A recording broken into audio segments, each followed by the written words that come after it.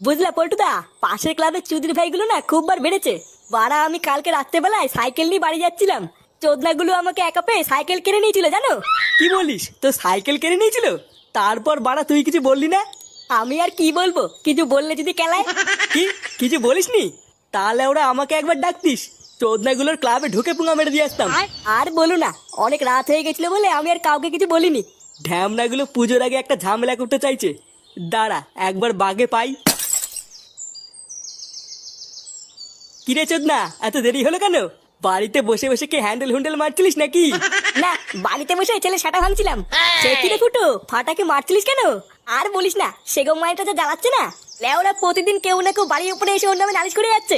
Voter বাল দিয়েছি আর কি সাটা ভেঙে। ঠিকই আছে, তোর ছেলে তোর মতনই বারোচোদা হয়েছে। তুই যেমন এতদিন তোর বাপের গাড় জ্বালিয়ে খেয়েছিস, তোর ছেলেও দেখি সেম এরকমই করবে।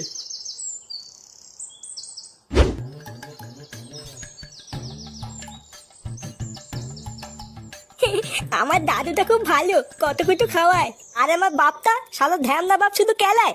লেওরা কোন দিন ধরে ছাতা ভেঙে দেবো বুঝতেও পারবে না। লেওড়া ধর ধর, সেগো মাইটারে ধর। তোমরা কালা দাদু, ও দাদু